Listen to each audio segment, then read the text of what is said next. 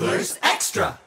The Chatham Anglers play today in two different ballparks, one at Falmouth at 1 p.m. and then another at Wareham at 6 p.m. as we move along the Anglers Extra pregame show. Our catch of the day is the pitching coach for the Chatham Anglers, Ryan Heil. Now, Ryan, yesterday Chatham pulls out a heroic victory in late innings. How surprised were you?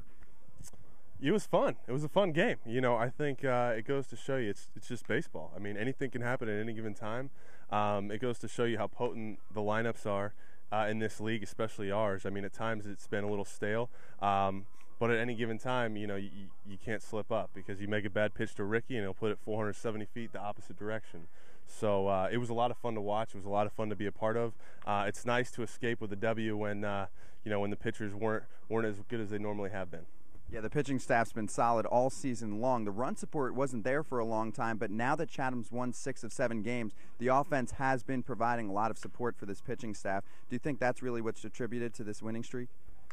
You know, I think it's a combination. I think at this point, the guys are playing a lot more relaxed. You know, 40-something games into the season, they're just letting themselves go out and play. You know, I mean, at times at the Cape Cod League, you have a lot of pressure, you have a lot of outside influences.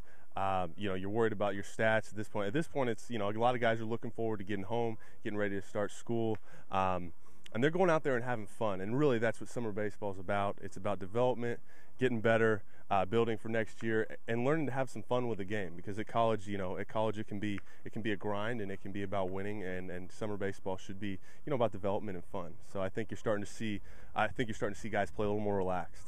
And speaking of development, that's something that the Chatham Anglers preach on a yearly basis. Now, yesterday we saw a pitcher by the name of Nick Tropiano on the Katuitt Kettleers. He's a guy who starts all season long, comes out of the pen for the first time, sometimes understandable as a guy in between his starts could do that. But he goes 3 innings, and it looked like his arm was wearing on him later in the game. What were your thoughts on that as you were watching that in the dugout? You know, every coach has different philosophies about how they like to use guys. You really can't speak on it or have an opinion about it unless you're in the other dugout, unless you're having a conversation with the pitcher. You know, we don't know exactly what was said or what the approach was with Tropiano. You know, it's probably something that the Chatham Anglers wouldn't do. I mean, we're pretty strict about pitch counts, about rest dates, about fatigue. You know, for instance, we'll push guys back, we'll start other guys, we'll give guys opportunities because the number one priority for us is health. I mean, we have to keep our guys healthy. We have to return them to the colleges in as good a shape, hopefully better shape than we found them, and have the full understanding of what inning totals and pitch totals on a kid that's 19, 20, 21 years old does. And so we're very strict about that. We're very careful about that.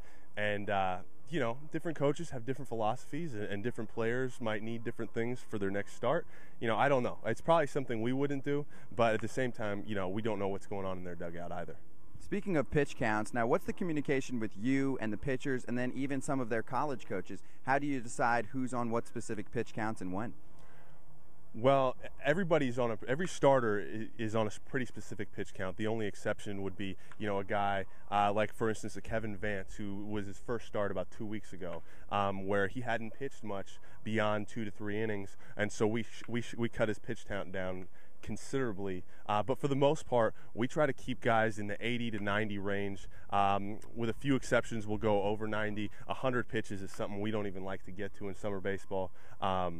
Being that it is more about development and winning comes secondary, you know, it's pitch counts are huge for us. We don't deviate from that. We'd rather err on the side of being more conservative with an arm than letting him roll. You know, I think just about every pitching coach in the country, you know, for these guys appreciates that, and you know, when they send their guys off to summer ball, they go, well, we'd like to get him innings, we'd like to get him experience and exposure, but at the same time, we'd like to have him healthy for the fall and for the spring. So that's something we pay very close attention to.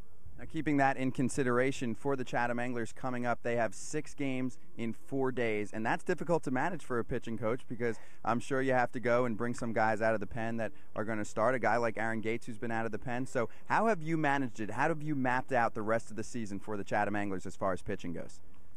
It's been tricky. At times it's juggling, and at times it's me, you know, Schiff and I sitting down at a table, you know, throwing ideas around, but it's even more difficult at the end of the season when guys are more fatigued. Some guys are able to come back faster. Some guys aren't. So it's about trying to use guys in the right spots. Now, we have it mapped out where we'd like to go the starter for 5 or 6, and then we'll go with guy A for 2 to 3 innings, and then we'll finish with guy B who can come back the next day for 1 for another inning. But oftentimes, like you see the last 2 days, it didn't go quite as planned with the starting pitchers not getting quite as deep. But, it's a constant juggling match. We'll map it out. We'll try to, figure recovery into it. As I said before, we won't pitch guys that are fatigued. We won't pitch guys that are sore.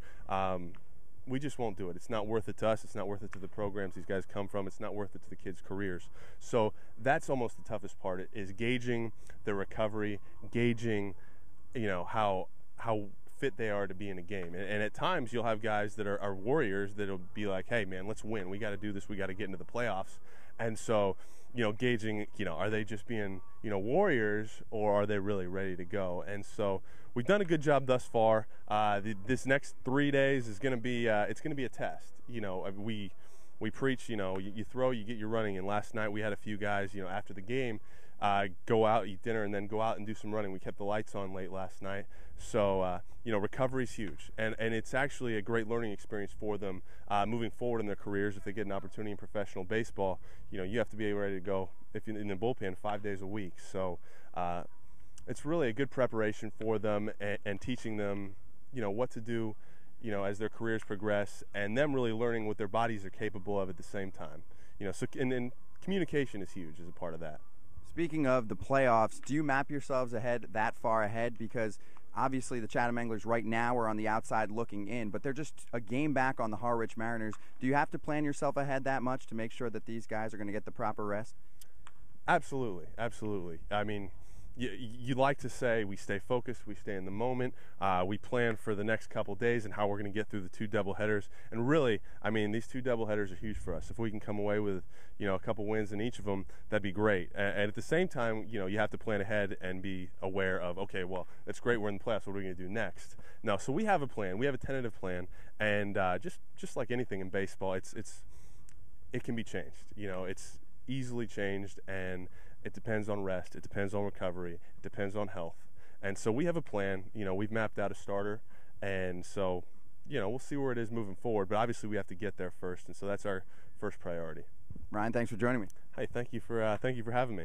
That's Ryan Heil, pitching coach for the Chatham Anglers. Our catch of the day. I'm Scott Braun on the Cape Cod Baseball Network. Go Anglers!